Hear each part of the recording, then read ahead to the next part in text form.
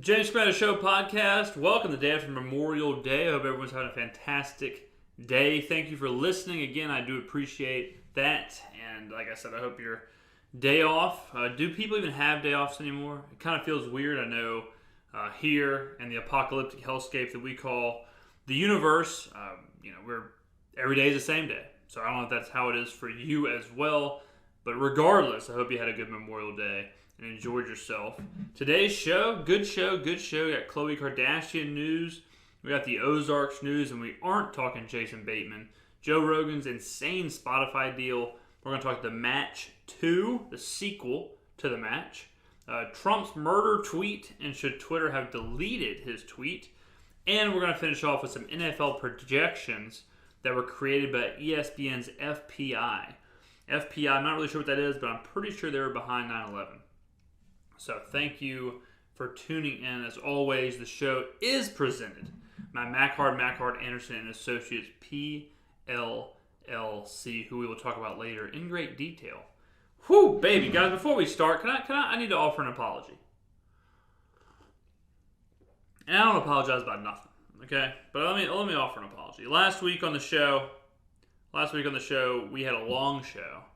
And I had made reference to potentially doing multiple podcasts last week. We did not end up doing that. And a dear listener said, hey, what's up with the tease?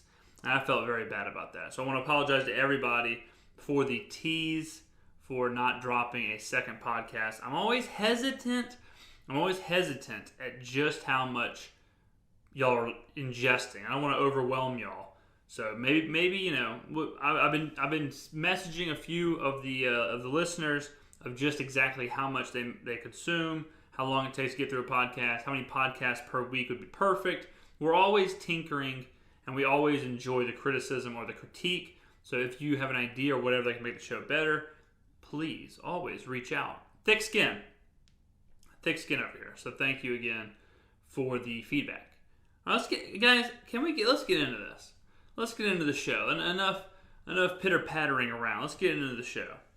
I'm drinking. I got my normal cup here. I got my normal cup of hot almond milk.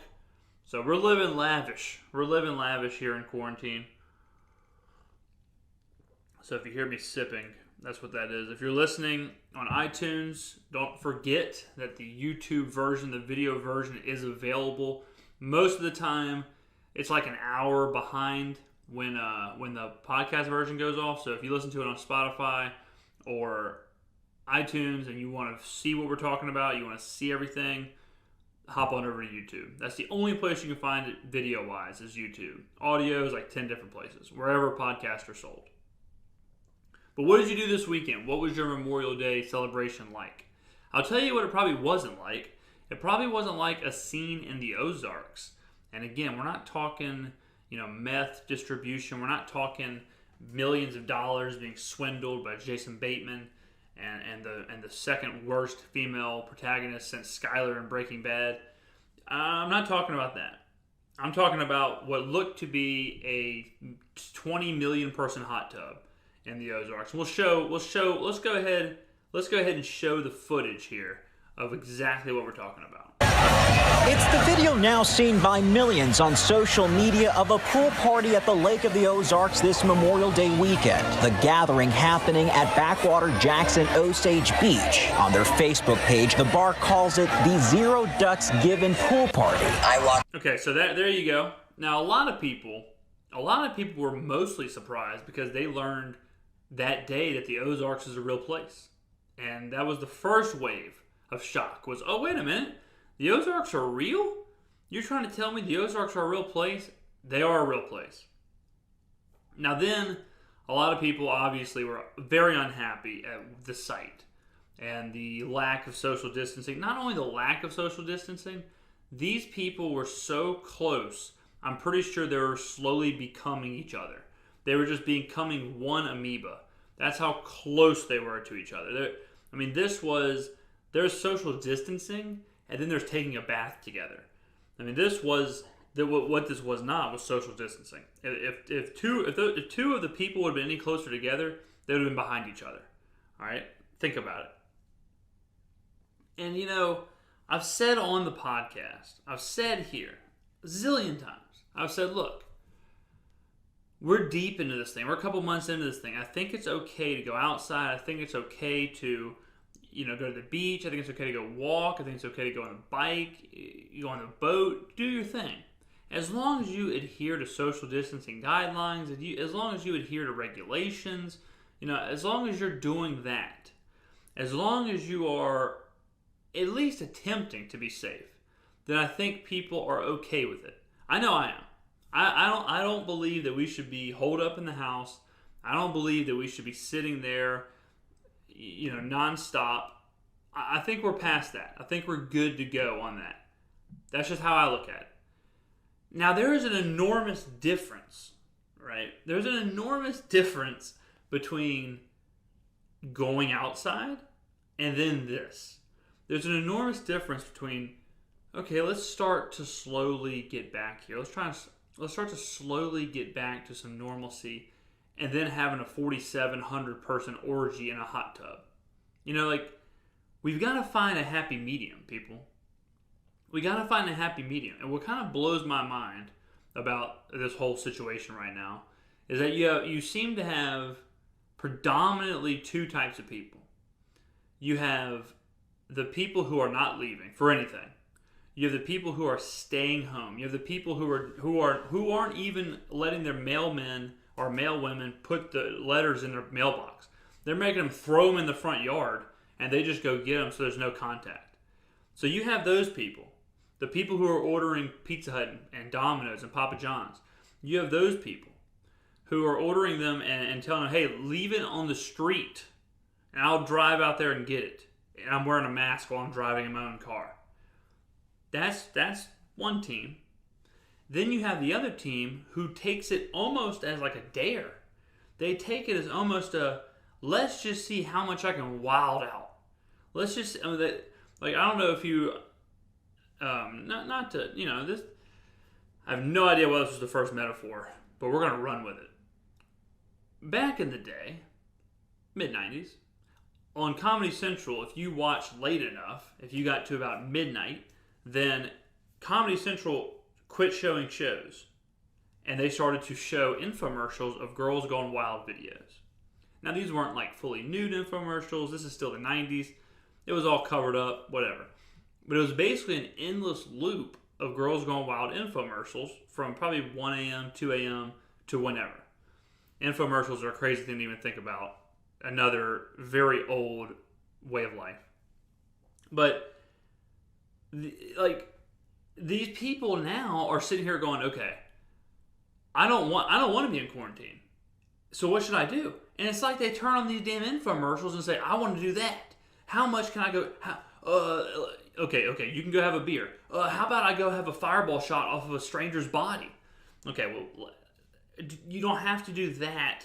How about you just go have a piece of pizza outside of the pizza shop? No, I want to twerk and dance all over the pizza poles, and I want to twerk all over the pepperoni. What the hell are you even talking about? Can we just dial it down? It's when I go through my Instagram stories or my Snapchat stories or whatever, it's like Russian roulette. I'm either seeing somebody who's quarantining by themselves at their house and they're just chilling, or I'm watching people that look like they're in a Snoop Dogg video. I mean, I've never seen people. Taka vodka apparently is back. I'm watching people take tugs of Taka vodka out in the middle of the Gulf of Mexico on some tiki boat with around 40 people pass around the Taka vodka. The Taka vodka is bad enough without the coronavirus. 10 months ago, before the coronavirus, if you would have been like, hey man, I'm chugging this liter of Taka vodka, I'm going to chug it, then do you want to chug it directly after? I would be like, no man, I'm good on all that. But it's almost like some people are trying to prove a point of just how little of a shit they give about the quarantine. And I think that's what's pissing people off. I think that's what people are missing. Now, did we need the Girls Gone Wild metaphor and the Taka vodka metaphor to get to this place? Maybe in hindsight, no. But that's what you come here for. You come here for out of the box, strong thinking, and the slow descent into madness that we're going through here. So I think what pisses people off the most is not the COVID situation. It's the idea that these people are like purposely being reckless just to be reckless. And I agree. I actually get that. I feel that. I actually realized this weekend, as a matter of fact, that that's what I feel when I see this. When I see people doing these kind of things, I don't feel like, oh my God, they're endangering me. Oh my God, these guys and girls are going to help spread. OMFG, these guys are going to, the disease, the virus. I'm not thinking that as much as I'm thinking like these selfish assholes. That's really what it is. Now again, if you're listening and you're like, oh, well, hold up. I was on the beach this weekend. Oh my God, is James calling me a selfish asshole? No, I'm not. Because more than likely, you were relatively regulating yourself. Now look, I ain't perfect, all right?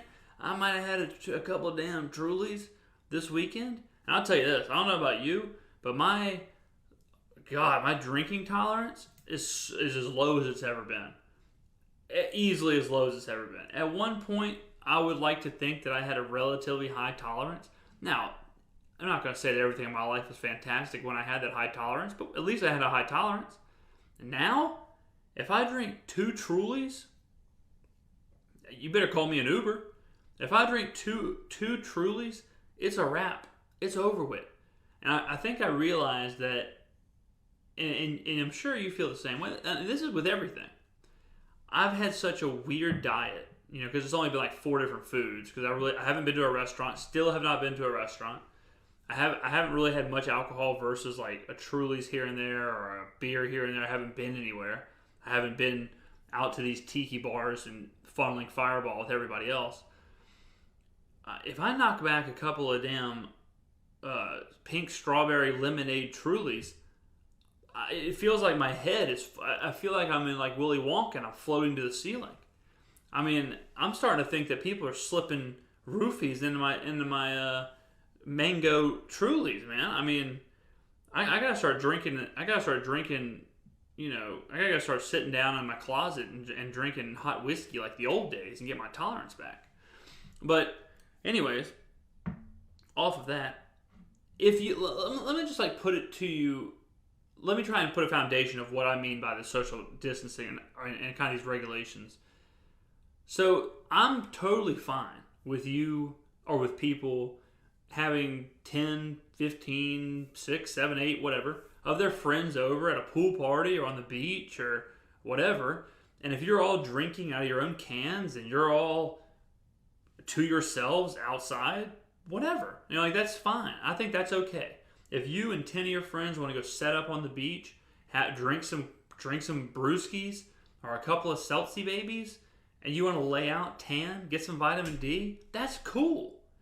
What is not cool is 50, 60, 75, 100 people piled into one area, one pool, one boat, one beach, one hot tub, one public restroom area, one restaurant, one bar, whatever, and passing around shots and passing around funnels and passing around bottles that everyone's drinking out of and taking body shots and dancing all over each other or being all over each other or stuff like that. Like, that's where it starts getting into, okay, this is now becoming unsafe.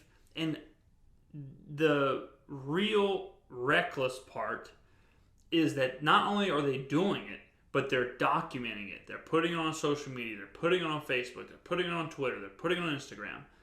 And my immediate reaction is twofold. First fold, like origami. First fold is that this person is dumb. That's my initial thought. Is this person is probably pretty poorly informed. This person is probably stupid. And yeah, we're going to be frank here. We're going to be a little Frank Underwood because, we can talk freely amongst friends. In my mind, if I see that kind of stuff, it's like, okay, well, if I saw somebody touching a hot stove, it's like, okay, well, that person is not smart enough to realize, like, that's a hot stove. That's the first fold. The second fold is this person is incredibly selfish to the point to where all they care about is this picture or this video on Instagram, them partying, them having a good time, their social life, and they're willing to openly risk everyone for that. That's where I come down on it. And I think that's where a lot of people are coming down on it, because when I talk to people, they say things like, you know, my view on that person has gone down. How I see them has become more negative. And I definitely agree with that. So, to wrap that all up with this Ozarks thing, it's like, guys, can we just find a happy medium? It's not an attack on you. Saying things like, hey man, like, let's just try and social distance, or let's just try and obey regulations, doesn't mean like your response shouldn't be, screw that. Not only am I not going to self-regulate, I'm not going to social distance, I'm doing the complete opposite, Jack. I'm coming into this party with fireball shots. I'm coming to this party with body shots. I'm coming to this party tits up. All right, I'm trying to break the walls down. Some people take it as like a act of war when people are like, hey, look, you mind like staying 6 feet away? You mind like wearing a mask? Whatever. You know, so it's like you give an inch and they take a mile, man. I mean, we're trying. I'm trying. Everyone's trying to give people like some leeway. First month or so, yeah, stay your ass home. Past that, okay, we could go outside. We can go to the beach. I go to the beach all the time. I'm tan. Guys, I've said it a million times. I'm racking up BET awards. Okay, I honestly can't get any tanner. If I get any tanner, I mean, if I get, you know, we don't have to go there. But if I'm as tan as it gets, and I love the beach. I'm all about it. But I'm not going to the beach and licking a frisbee and throwing it to strangers. You know, like, have a little self-respect. Have a little decency. Have a little, I don't know, a little couth, I guess. Just have a little couth about you. And not about you. I know all of y'all are smart. I know all of y'all are doing the right things. I'm not talking about y'all. I'm talking about all the people at the Ozarks. All these people. And you know, when I worked at a quick story, when I worked valet at the casinos, we also we helped out at the pool. And on Sundays, we had this huge-ass pool party.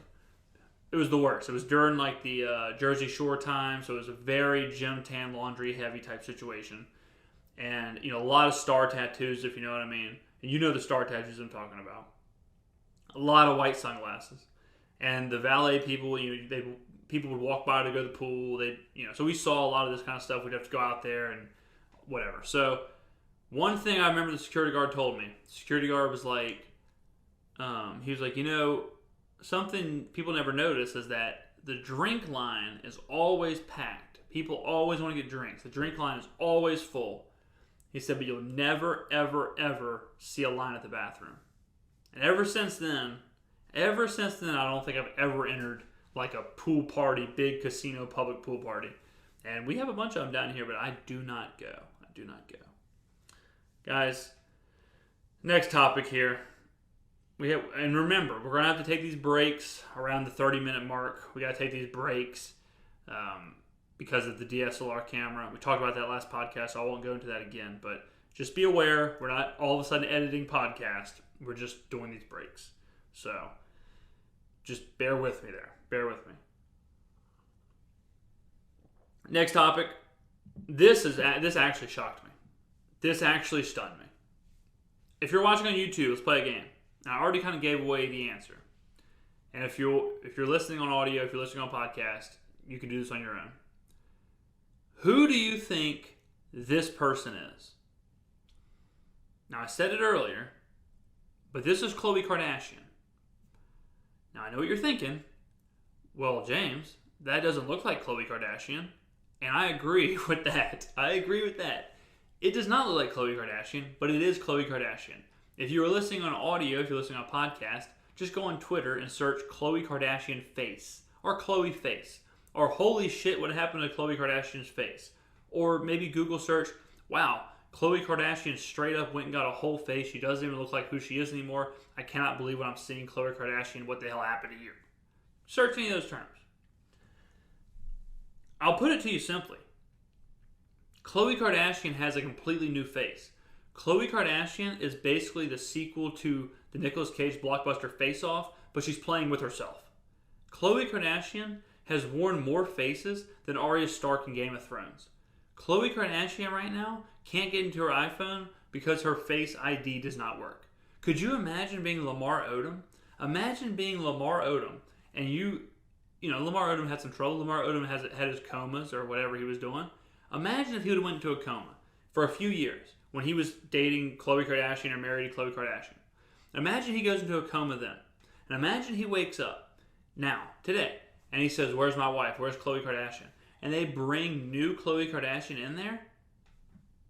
Lamar Odom would have thought he hit the damn jackpot. Lamar Odom would have thought, did someone kidnap my old ex-wife and all of a sudden I'm married to Denise Richards? What the hell happened? Khloe Kardashian had what the Kardashians are doing. Guys. 4 months ago, we couldn't buy toilet paper. 4 months ago, people thought, "Oh my God, we're not going to be able to buy toilet paper. We're not going to be able to buy Lysol spray." Khloe Kardashian, in the middle of a pandemic, bought a new face. You're out there begging for toilet paper, and Khloe Kardashian got a whole new identity in the middle of a pandemic. How does this happen? These Kardashians are so out of control with this.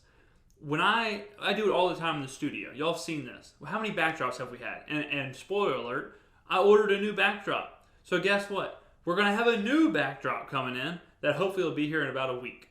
So get ready for that. But I change backdrops all the time. I change shoes. I change shoes less than the Kardashians changed ethnicities. We've talked about Kylie Jenner. We've talked about Kylie.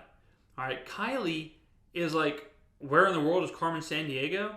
Except instead of what country she's visiting, is what country she's a citizen of. All right, Kylie has been everything. Everything. Persian, black, white, doesn't matter. Khloe now is right in there. Khloe, her faces, she has more range than Jared Leto. All right, Jared Leto can be a musician, a woman, a man, a ventriloquist doll, whatever. Khloe Kardashian all of a sudden is playing 15 different people. She's like a split personality if the only split is in her face. I mean, it's stunning that you can do this. Now, this is called a segue. I think we're at the point now to where you can't trust any looks, can't trust anybody, can't trust anything. Now, since this pandemic has happened, I haven't been to the bars, I haven't been to the clubs, the hot spots, whatever you want to say. Go ahead and delete Bumble and Tinder. I'm telling you that right now. You swipe right on, oh wow, this is a really pretty lady. A damn Cocker Spaniel could show up at your house. And I don't mean like an ugly looking lady. I mean a literal dog. A literal dog could have photoshopped a profile and could have a whole different thing going on. You can't trust anybody. Have you ever heard of James Charles? Okay? James Charles really opened my eyes to this whole thing. There's some people on Instagram, and I'm not going to post any links, or I'm not going to, whatever. You can find them. There's people on Instagram who you're like, oh wow, is this like a supermodel or something? Is this like is this a really pretty lady? And it's some 22-year-old guy named Brett who's really good at makeup. It's insane.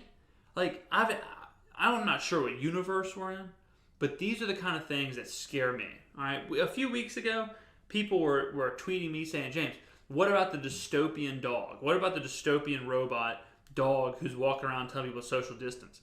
Man, are you kidding me? You can't be worried about stuff like that when James Charles, looks like Meg Ryan circa 1996. You can't be worried about that dog whenever Khloe Kardashian went from being basically the spitting image of OJ with long hair to Denise Richards in a week. You can't worry about that when we have this kind of stuff happening here. You remember the movie Terminator 2? When Terminator 2, the bad guy was made up of like silver and he could transform into whatever he wanted? That's what these people are doing on Instagram, Twitter, and whatever else. I don't even know what to believe. I'm not sure this is the great gender war. This is the great cultural war that everyone's been talking about. There's no culture. There's no race. There's no gender. People are just whatever the hell they want to be whenever they want to be it. Kylie Jenner went from being a normal white girl from Laguna Beach or whatever to this Persian pop princess with dreadlocks and lips. Like, I don't know how people are built. They're all built like Mewtwo. I mean, these Instagram models or these celebrities, there's not a workout in the world that makes you go from being a normal person to a Pokemon. It doesn't happen. It just doesn't happen. And we got to actually take our first break here. I'm up against the clock. So we're going to take a break, and I'm coming back with some more heat. And we're back. I mean, Khloe Kardashian has a kid. This kid, imagine if your mom dropped you off, or your dad dropped you off, or whatever, and your dad's just some normal-looking lady. Okay. And then who comes and picks you up? This person drops you off, and this person picks you up. I'm not getting in the car. Are you crazy? I've seen Taken. I've seen Hostel. I'm not getting in the damn car. That's not my mom. That's not my dad. That's some stranger. Admittedly, a very good-looking stranger, but it ain't who I ain't got dropped off by. I mean, these people are getting bamboozled. These kids are getting tricked. Bottom line, I think her kid's name is True. If anyone needs to be true, it's Khloe. If anyone needs to be true, it's Khloe's face. Khloe's face is the last thing Khloe is true. Like how Kylie Jenner recently posted a picture of her driver's license. Her driver's license is basically the cover of Vogue. Who do these people think that they're kidding? Who do these people... Like, if you're a police officer, and you go and you pull over Khloe Kardashian, and she has her old driver's license, and Khloe Kardashian shows you her old driver's license, and it's like, okay, well, this is not you. This looks like O.J. Simpson with a ponytail. And she's sitting there, and the front seat of the car looks like she's about to go film Wild Things 2. I mean, it's insane. It's disgusting. It's ridiculous. And I mean, we're sitting here. I'm praying to God for a good hair day, begging for a good hair day, trying to get my tan on. And these people are calling up their doctors, and they're just completely changing who they are. Like, oh man, I kind of wish I was tan. I think I'm going to call my doctor, and I think I'm going to become Samoan. I think I'm going to be Samoan for like 6 months. Yeah. And not only am I going to get Samoan skin, I'm going to get the Samoan tattoos. I'm going to get the long black Samoan hair. I'm going to get my voice changed where I have an accent. I'm going to be able to surf. Like I'm just going to do that for like 6-7 months, and then after that, I think I might try Norwegian out for a little bit. It's insane. I don't want to say how they live with themselves, but I don't know how you can be so empty, like internally, so empty with your own self that you can just go into witness protection just every like 4 months. Like, how can you be so tired of who you are or so unhappy with who you are externally that you literally take a new identity? They're less human and more iguana. I mean, they are... It's not like, oh, I kind of wish I had a different chin. I kind of wish I had different eyes. They are changing... They should have to change their name. Every time they do this, they should have to go by a different identity. They should be like, okay, well, I've changed my skin, and I'm also now Lisa Williams. Okay, well, Khloe Kardashian no longer exists. It's now Lisa Williams for 6 months until she changes to something else. There should be rules in place. I honestly think that it's gotten so bad that I think that at bars or at clubs or whatever, I think it's gotten so bad. I think people should have to identify. Like, I think there should be like a bracelet or something. I mean, it's too dangerous. It's too damn dangerous out there. You walk into the wrong bar, you walk into the wrong area, the wrong bar after too many vodka sodas, and the James Charleses of the world walk up to you. What the hell are you supposed to do? You're getting tricked. You're getting played. You're like one of those bugs, man. You're like one of those bugs who their enemy bug dresses up like a stick or something. Like they can camouflage themselves into a stick. And then this bug's just like, okay, well, I'm just going to go walk up on that stick. Like it's obviously a stick. It's not a big deal. I'm just going to go walk on that stick. I'm minding my own business. I'm not trying to hurt anybody here. I'm not trying to do anything crazy. I'm just trying to walk on this stick. And they go and walk on the stick. Joke's on them. The stick is actually a predator, and the stick destroys them. It cuts off their face. Like, that's That happens in the wild. That happens in the jungle. That happens with bugs. And now that's happening to human beings. It's like, oh, I'm just going to go talk to this. I'm going to talk to this nice lady. Oh, well, what happened to you and that nice lady? Oh, that nice lady's a 47-year-old named Greg. So I'm leaving now. That's reality, ladies and gentlemen. Guys, before we move on, can I talk to you about my friends? Can I talk to you about my friends over at the law firm of Mac-Hard, Anderson and Associates, PLLC? What if I told you that our presenting sponsors are the only firm in Mississippi that receives 7-figure settlements? That sounds pretty cool, right? Now, you'd probably say, well, let me check in the competition. You might say, well, hold on a second. How do I know that they're the best firm? How do I know that these guys are the best in the business? How do I know that? Let me take one phone call, and you go to call the competition. Any of these billboard lawyers. You know what's going to happen? They ain't answering your phone call.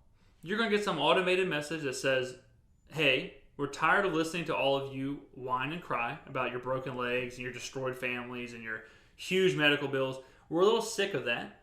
So instead of you calling, how about you just go to our website and one click, that's it. You get one click, we'll give you one click, and if you can't figure out where that one click goes to get you a settlement, well, then I guess go sleep in the streets. Doesn't really matter to me.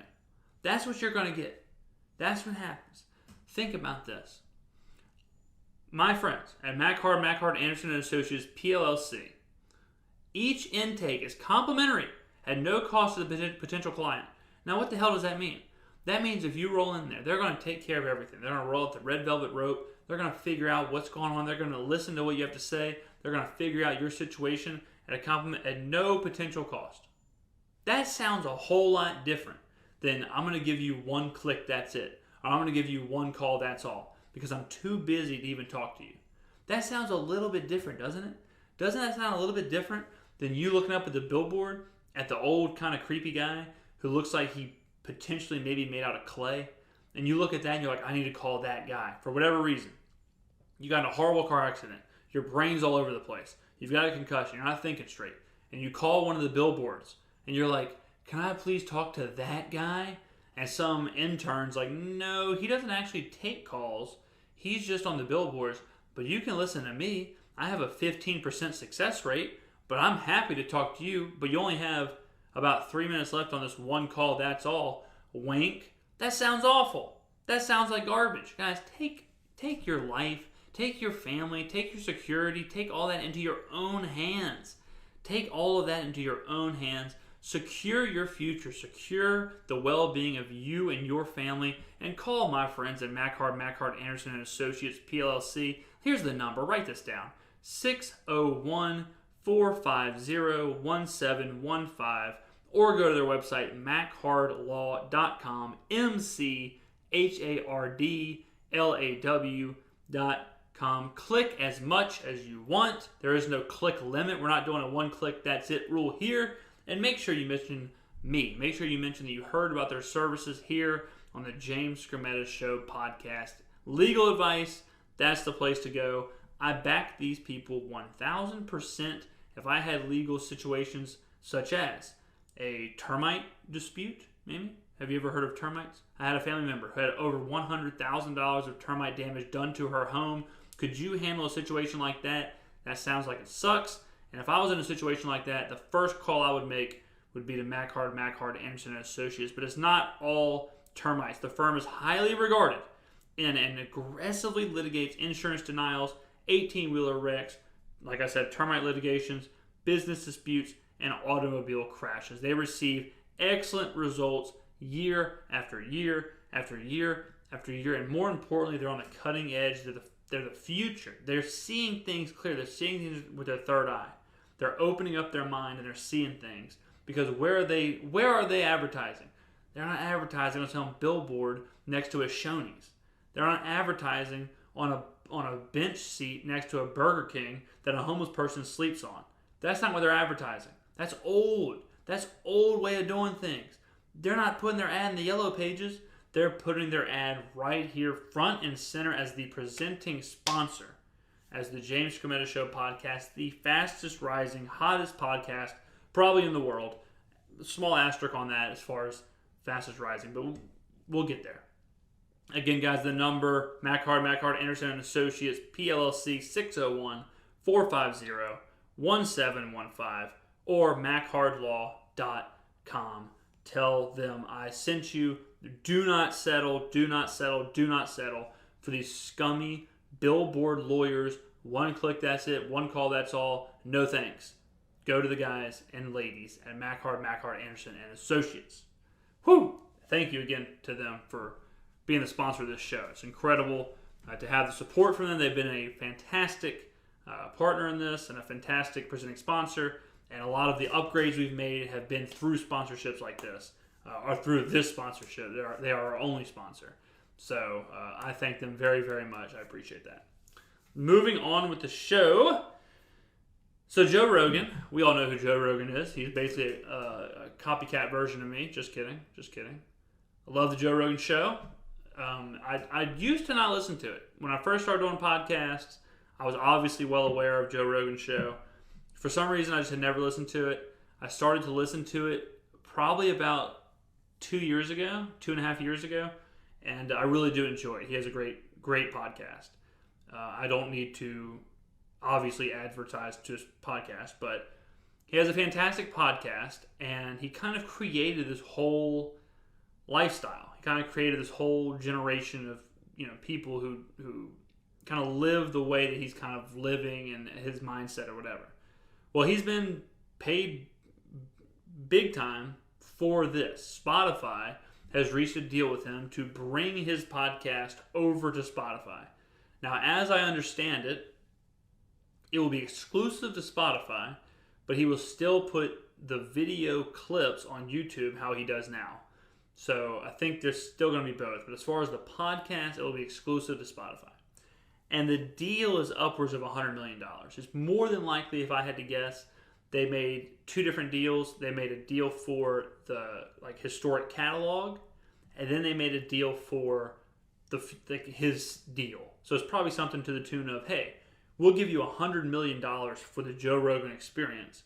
We'll pay you $50 million a year, and then you have bonuses for downloads or something. So he's probably, this deal more than likely is probably one of those deals where he's looking at $100 million a year, somewhere in that Rush Limbaugh, Howard Stern universe. And it's really interesting to see this kind of keep happening because, not to toot my own horn, but I basically told everyone years ago, and I even hinted at it on the Q&A podcast when I talked about when I was moving away from the newspaper. It's because I really believed in the independent creator, and I thought that was going to be the future of radio, TV, and everything else. And it wasn't. It honestly was way before that. You can look at Howard Stern, you can look at Rush Limbaugh, you can look at Glenn Beck, you can look at Alex Jones, you can look at Bill Simmons. Those are some people who just immediately come to mind. All those people either got fired or were never hired by like a normal TV station, terrestrial radio station, newspaper, magazine, whatever, and they just branched out on their own and took over, and completely took over. And I mean, Bill Simmons just made a huge deal for his podcast and for Grantland and all that stuff. We've seen it a bunch of times. Howard Stern, obviously, when he went to Sirius, started satellite radio. Rush Limbaugh is his own planet. That is the future. And it may be hard to understand if you're not in that world. Now, if you're listening to this, you're obviously in that world. You obviously understand the power of digital media and the independent content creator. If you're here, if you're listening to this podcast, you get it. Now, if you're still watching the 6 o'clock news, if you're still doing that, you probably haven't moved over yet. But something like Barstool Sports is, in my opinion, bigger and a more powerful brand than something like ESPN, which 10 years ago, it would have been absolutely ridiculous to even think about the idea of another sports entity rivaling ESPN. You look at Fox Sports. Fox Sports does a good job, but Fox Sports ain't ESPN. Fox Sports sure as hell is in Barstool Sports. I mean, if you looked at traffic, if you looked at numbers, listens, stuff like that, Barstool's programming is destroying Fox Sports or ESPN. And that's what these companies are starting to believe. That's what these companies are starting to understand, is that, man, you know, why would I pay, I'm just going to pick a random thing. Why would I pay Stephen A. Smith and Max Kellerman this much money, have producers, a studio, cameramen, a whole team of writers, researchers, all this stuff? Why would I do that when I can find a podcast guy or I can find a content creator who's already creating the content? He's already writing it, or she. They're already producing it. Now I just have to get it and just move it here, and it's done. These teams are so much smaller now. I mean, this is something, for example, all right, let's say this podcast started to do more, like, you know, numbers wise or whatever, than like a terrestrial radio station in the area. So let's say we were doing better numbers than them.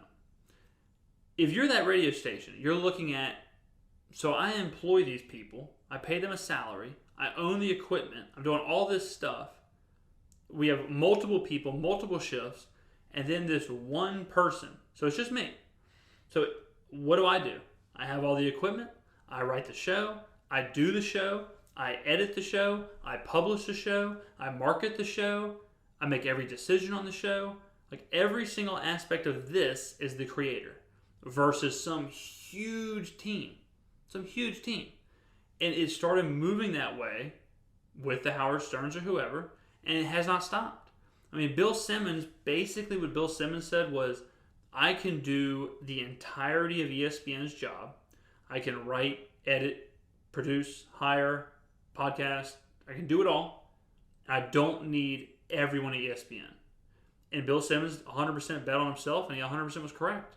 Joe Rogan was never in that position where, like, the Bill Simmons were, or the Glenn Becks, where, you know, Joe Rogan wasn't part of MSNBC and then broke off. He wasn't part of some other station or some other thing and broke off. He started this on his own.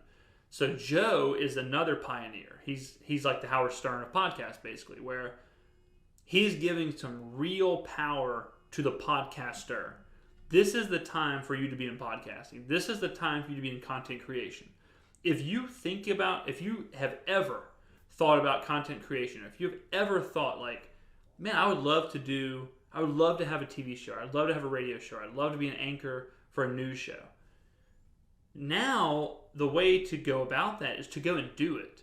It's not to go to college or to go get a job there. It's do it. Do it. If you want to be on the radio, do a podcast and market it and research and write and do it and get good at it. And if you can get it big enough, you will be rewarded. There's no doubt about that. It's like that with everything. I mean, you know, for example, a news show.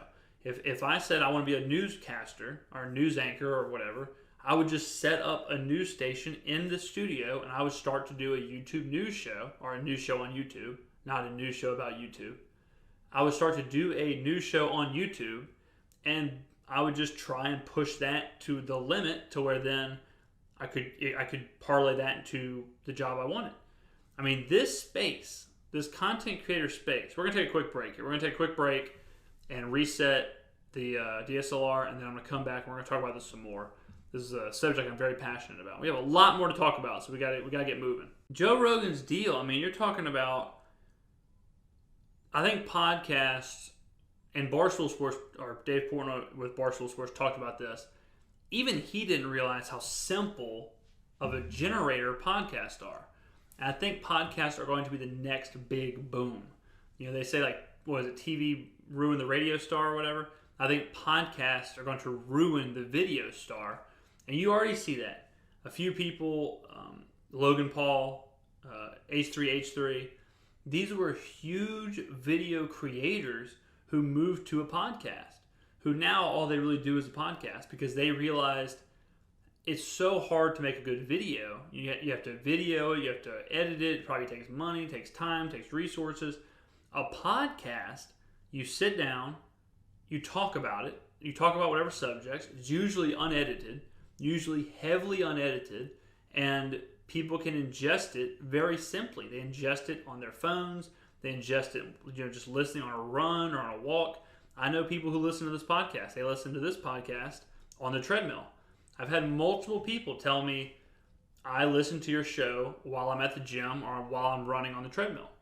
And they can't, it's so easy to ingest, and it's so easy for me to do. I mean, if you go back and look at some of my other videos, some of our heavily edited videos, that takes days of editing. That takes hours and hours of recording, hours and hours of takes. This, if we do an hour and 20-minute podcast, more than likely, it'll take me an hour and 20 minutes to do the podcast. It'll take me 35 minutes maybe to edit it, and another 15 minutes to publish it. We're done. The resources, zero. Once we have the equipment, done. And then, obviously I'm not talking about my podcast, but then revenue just comes in, your sponsors, there. So for these huge creators, podcasts are the way to go. Podcasts are the future. And you're seeing it so much with podcasts just popping up out of nowhere. If you have a following at all, if you're a celebrity or an athlete or whatever, you not having a podcast is foolish, to be honest.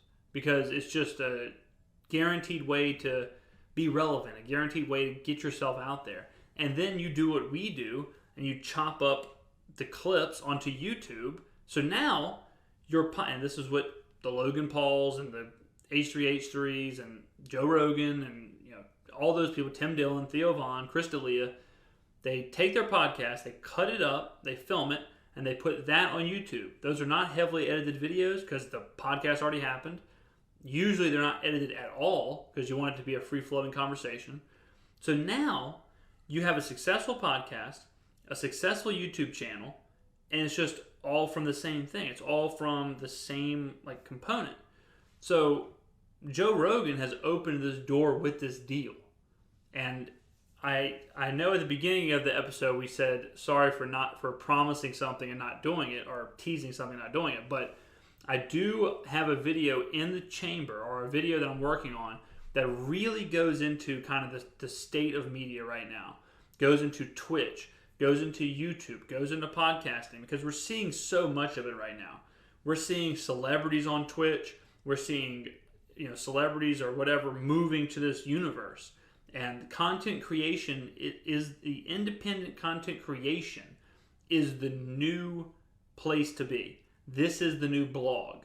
So, 10 years ago, blogs were all the rage. Everyone had a blog, right? That's not how it is anymore. Now, it's some combination of podcast, YouTube channel, social media, whatever. And it's your brand. That's the new big boom. And I've been doing this for 8 years. So I've seen this coming for a long time. But we're about to hit the huge explosion where it's really about to take over. So I'm going to have a video out this week, guaranteed 100%, undoubtedly, that really goes into YouTube, Twitch, and all that stuff. We may separate it. I got to do the video first, but we may separate, explaining Twitch, explaining YouTube, explaining podcasting, or all in one bubble. So we'll figure that out. But yeah, Joe Rogan's deal, insane for the podcasting universe. Moving on.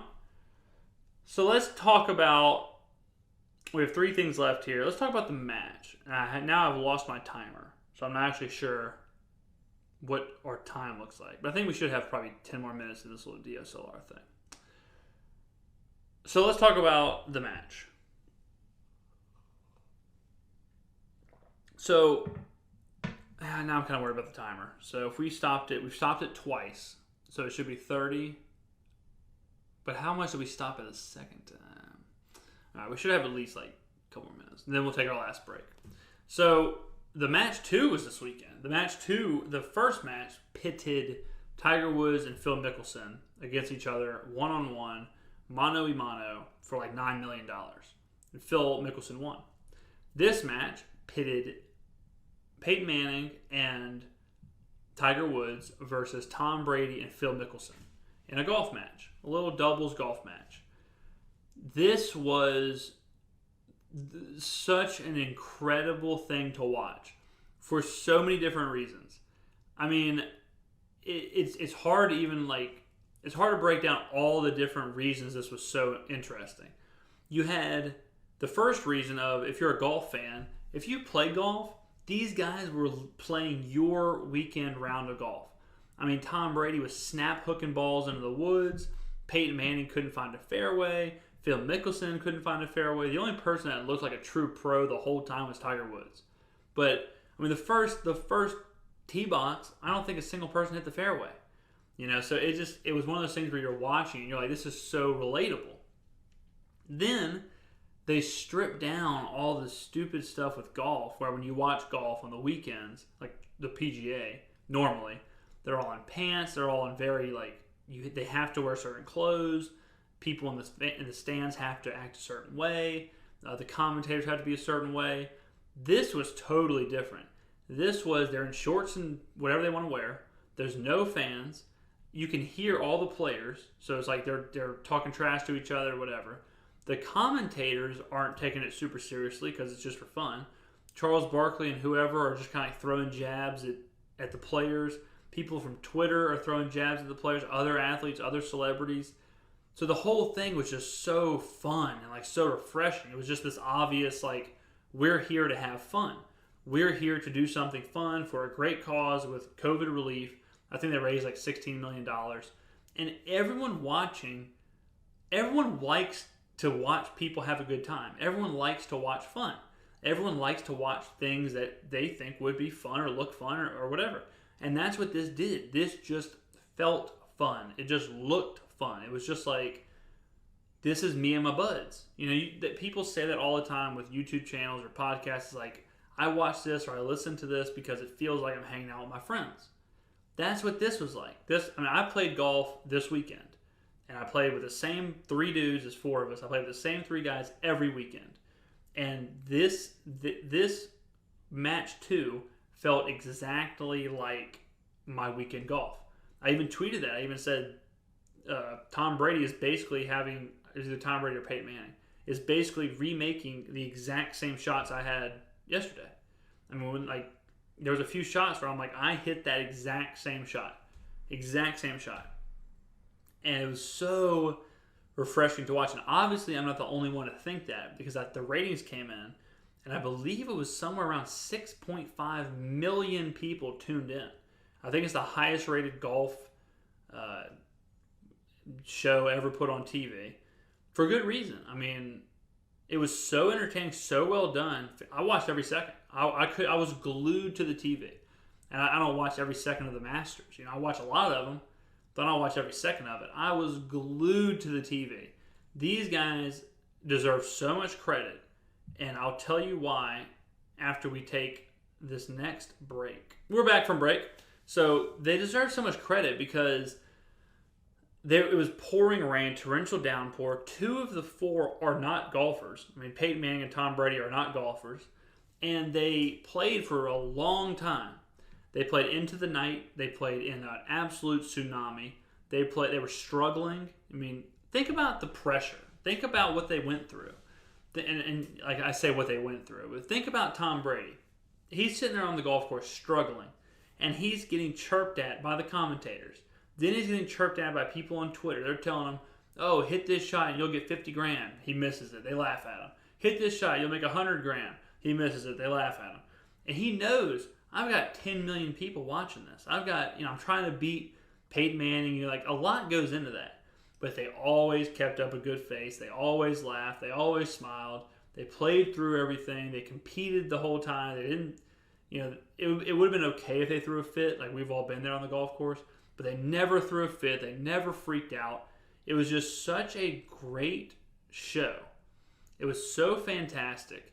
And I started to think, I started to wonder, anytime something like this happens, I always think, okay, well, what does this mean for the future of sports? What does this mean for the future of these shows? What does this mean for the future of these events?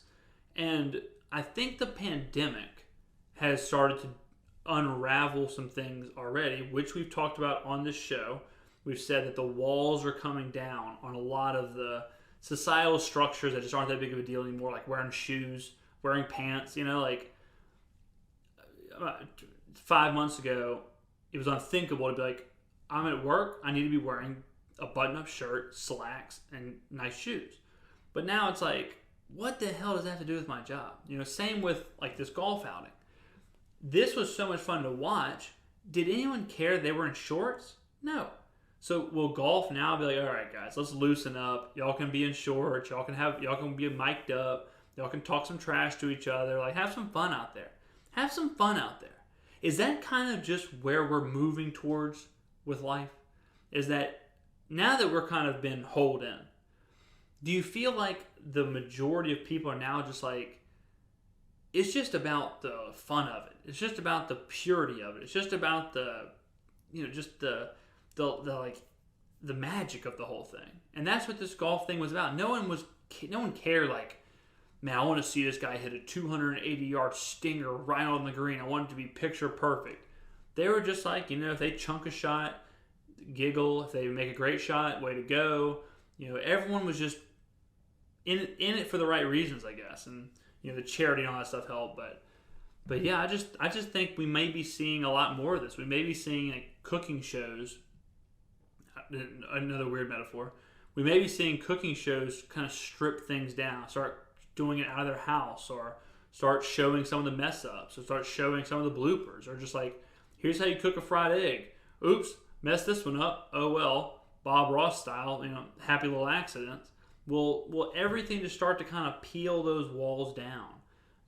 I think we could see it. But I loved the match.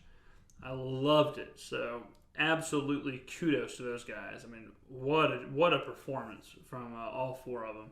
They captivated the world when they needed it the most. I'll give them that. Next topic. So Trump is in the news for all the wrong reasons. No surprise. So Trump tweeted out basically he was kind of like egging on a conspiracy theory about Joe Scarborough and the death of his intern. I think it happened in 2001. I don't want to get this wrong. Maybe it was like 2011 or something. Let me take a look. Joe Scarborough. I hate to do this. I hate to do this live, but we don't edit here. We're doing it live, baby. We're doing it live. Come on, phone. And yes, this is an iPhone 11. So let's see. Give me a date. 2001. I was right. I always should trust myself.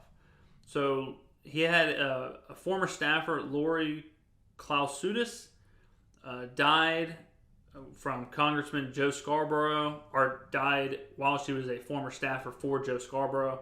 Medical examiner determined that Lori fainted as a result of an undiagnosed heart condition, fell and hit her head on the desk. So I guess since then there's been some conspiracy theories of, was there foul play? Did Joe have anything to do with it? Whatever. And Trump tweeted, and I'll read the tweet so that we're all on the same page here. Again, hate to do this live, but again, we don't edit. That's how we roll. And so this is the tweet from Trump. He quote tweeted a tweet that said, Trump calls for investigation into Joe Scarborough for murder of staffer in 2001. Trump quote tweets and says, a blow to her head, body found under his desk, left Congress suddenly, big topic of discussion in Florida, and he's a nut job with bad ratings. Keep digging, use forensic geniuses. So he seems to have egged on this conspiracy theory.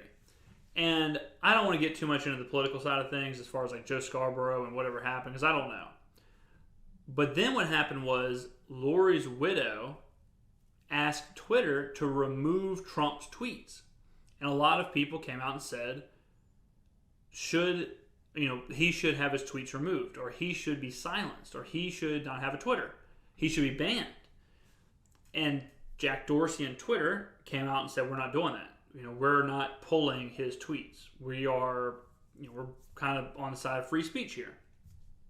And so, two things that I'll commentate on this. First thing, of course, is thoughts on Trump tweeting stuff like this. Now, like I've said on the podcast many times, no problem saying this, but I voted for Trump, and I am not a card-carrying MAGA backer. I don't have a hat. I'm an American. I love America. I respect, this country. I'm very happy to be in this country. I care about politics. I vote. Every vote that I can, I do. And I think we've talked about that on the show. And my reasons for voting for Trump had nothing to do with his Twitter, had nothing to do with his personality, had nothing to do with The Apprentice. It was all about open borders and some other stuff going on. So I have no problem saying that I do not like a lot of the times when Trump kind of does this. I know some of his fan base is magnetized by this. They love the rebellious Stone Cold Steve Austin kind of ass kicker, cowboy, badass attitude. To me, I think the president should have a little bit more tact. Like I don't think he needs to be Obama. He doesn't need to be like perfectly zipped up, perfectly by the book. He can have a personality. But I think just like with anything, I think there's a time to reel it in and to look presidential or to be presidential.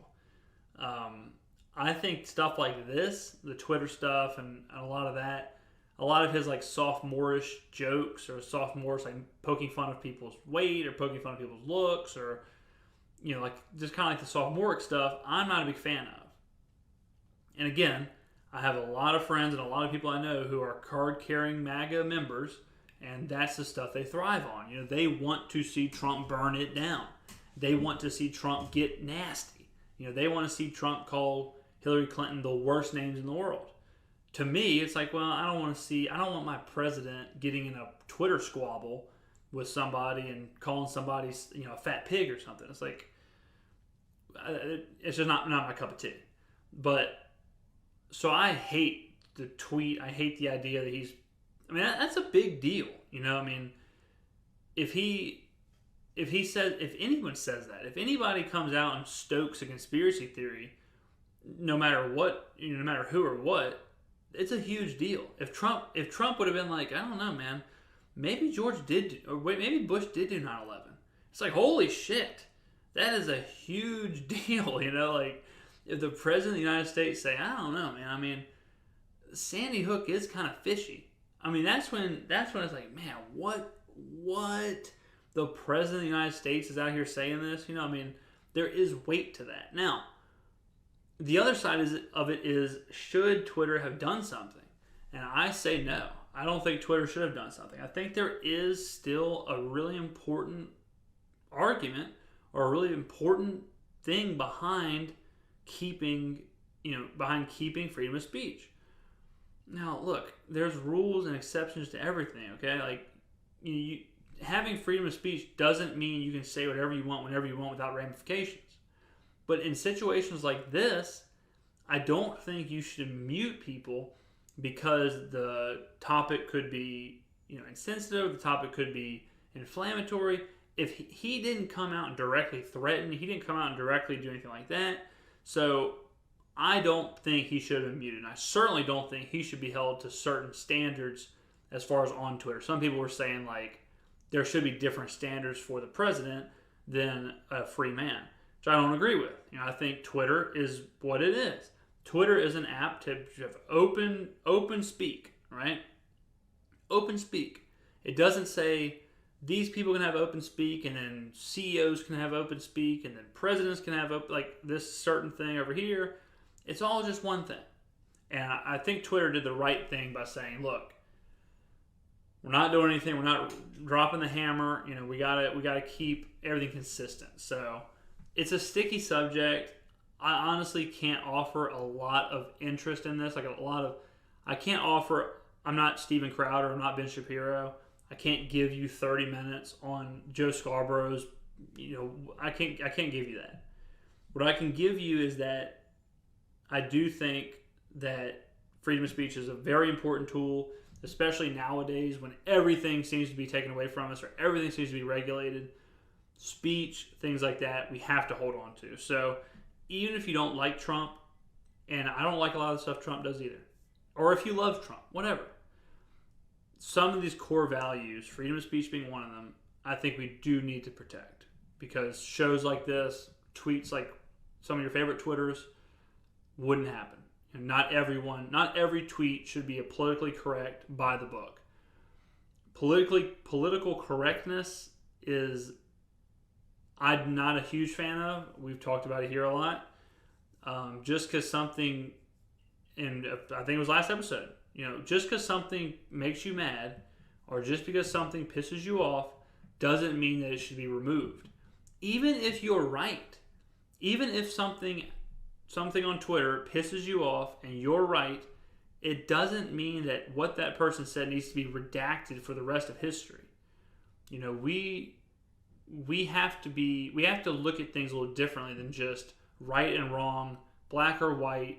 We can't live in this world of gray. So, kudos to Twitter. Last thing here, ESPN came out with their FPI projections for the season. I'll go ahead and read them off for you lads. This it's just they use like some crazy analytics to try and guess where people will end up. So we'll go through these. The power index. So the best team is Kansas City with 11.2 projected wins. Then the Ravens with 11. 49ers with 10.2. Saints 10.2. Dallas 9.3. Philly 9.1. Seattle 8.9. Tampa Bay 9.1. New England 8.6. Buffalo 8.6. Rams 8.3. Steelers 8.8. Vikings 8.6. Colts 8.6. Packers 8.1. Titans 8.4. Broncos 7.4. Falcons 7.5. Browns 8.2. Chargers 7.7. Bears 8.0. Cardinals 7.3. Raiders 6.9. Texans 7.6. Jets 6.8. Giants 6.1. Dolphins 6.2. Lions 6.6. Panthers 5.6. Bengals 5.6. Redskins 5.5. And Jacksonville 4.9. So the worst four teams are Carolina, Cincinnati, Washington, and the worst team is Jacksonville. Best four teams are Kansas City, Baltimore, Frisco, and the Saints. We're going to take a break, and when I come back from break, we are going to talk about that and end the show. So the real surprising thing for a lot of people is Dallas being 5. Now, I love Dallas, and I think Dallas is good, and Dallas has a super talented roster, and they have a very weak division. So I'm not surprised at all with Dallas being 5. But the kind of thing that surprised me was that New England was 9. Who the hell, in what universe is New England the 9th best team in the NFL without Tom Brady or Rob Gronkowski? I mean, you're talking about Jarrett Stidham being the starting quarterback for the New England Patriots, and they're the 9th best team? Hell no. In absolutely zero place. The Bills are 10, I think that's fine. At the very bottom, I agree with the Jags, the Redskins. Bengals are about right. Panthers, I think, are right. Some teams that I think should have been lower are probably the Texans. They have the Texans as the, let's see, where are they? As a 24th ranked team, so that's pretty bad. I think the Texans are probably the worst roster in the NFL. It's just Deshaun Watson is really good. So they should probably, I think they're low. They should be lower than the Dolphins. They should probably be lower than Detroit as well. I think both those teams are better than Houston.